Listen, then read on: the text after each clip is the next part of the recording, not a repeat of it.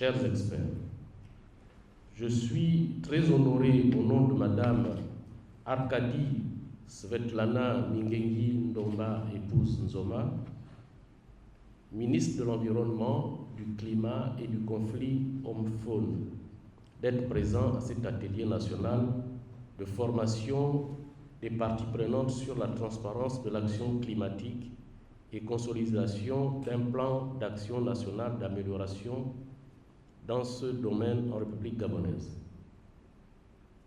Mesdames et messieurs, chers experts, il me plaît de rappeler que cet important atelier est en lien avec la préparation de notre 4e commission nationale sur les changements climatiques et du premier rapport biennal de la transparence au titre de l'accord de Paris sur le climat ratifié par le Gabon.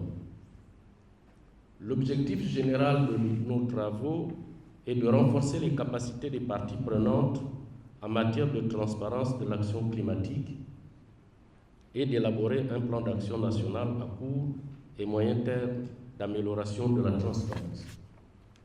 Mesdames et messieurs, il est important de rappeler que la transparence en matière de lutte contre les changements climatiques a un double enjeu.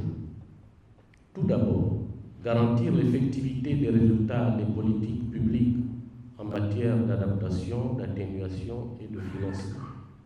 Et ensuite, valoriser de façon précise ces résultats dans le cadre notamment des crédits carbone en évitant les risques de double comptage, voire de fausses déclarations.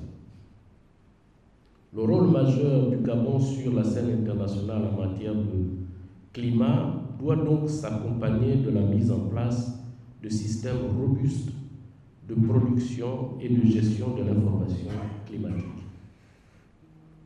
Comme vous le savez, le Gabon a, depuis des décennies, affirmé son engagement en matière de lutte contre les effets négatifs du changement climatique par la mise en place de politiques pour la protection de l'environnement, de la biodiversité, la préservation de notre forêt et l'utilisation rationnelle de nos ressources naturelles et de nos terres. Ces questions d'un fort intérêt au niveau mondial ont toujours été portées au plus haut niveau, à l'échelle nationale, ce qui fait de notre pays l'un des pays les plus engagés en matière de protection de l'environnement et de lutte contre les changements climatiques. C'est pourquoi, pour arrimer notre stratégie climat aux défis internationaux, le pays a su s'aligner aux orientations de la Convention cadre des Nations Unies sur les changements climatiques pour l'élaboration des communications nationales et des rapports biennaux des pays en développement. Notre pays étant résolument engagé dans la lutte contre les changements climatiques, nous espérons que cet atelier nous permettra d'atteindre les objectifs escomptés ainsi qu'une mise à jour de toutes les données déjà disponibles. Je déclare ouvert l'atelier national de formation des parties prenantes sur la transparence de l'action climatique et consolidation d'un plan d'action national d'amélioration dans ce domaine en République gabonaise. Nous sommes ici à cet atelier qui s'ouvre aujourd'hui pour un atelier qui concerne le renforcement des capacités de tous les experts venant de l'administration et de toutes les organisations de la République gabonaise qui travaillent directement ou indirectement sur les questions de l'environnement et surtout les questions de lutte contre les changements climatiques. Donc il s'agit ici d'un atelier national qui est consécutif aux ateliers nationaux organisés dans tous les États membres de la CEAC. Donc le Gabon, c'est le dernier pays qui accueille cet atelier. Alors c'est un atelier, comme vous l'avez suivi, qui s'inscrit dans le cadre des recommandations des chefs d'État avec la création de Hub sur la transparence climatique, qui est une structure qui est mise en place dans le cadre d'une collaboration entre les États à travers l'organe exécutif de leur communauté, qui est la commission de la CEAC, avec les Nations Unies, notamment l'UNOPS et l'ICAT. Donc, l'accord de Paris, vous avez tous entendu parler. D'ailleurs, la réunion préparatoire de la participation des États de l'Afrique centrale à l'accord de Paris, c'était ici à Libreville. Donc, dans cet accord-là, il y a un article 13 qui parle de la transparence climatique. Tout ce que nous faisons en matière de changement climatique, les gens doivent être informés, nous devons communiquer, donc nous devons être transparents. Donc il était question ici de parler de cela et surtout de démontrer la place sur les changements climatiques dans la diversification de nos économies, à travers ce qu'on appelle l'économie verte. Et ça tombe bien que le Gabon a un leader. Étant leader, le Gabon a un pilier qu'on appelle le Gabon vert. Donc, cet atelier rentre justement dans le cadre de la mise en œuvre. Quand on parle de Gabon vert, de quoi l'on parle? Qu'est-ce qu'on met à l'intérieur? Et comment ça répond aux préoccupations? Voilà pourquoi autour de cet atelier, une fois qu'on a parlé des généralités, nous devons parler des programmes, des projets.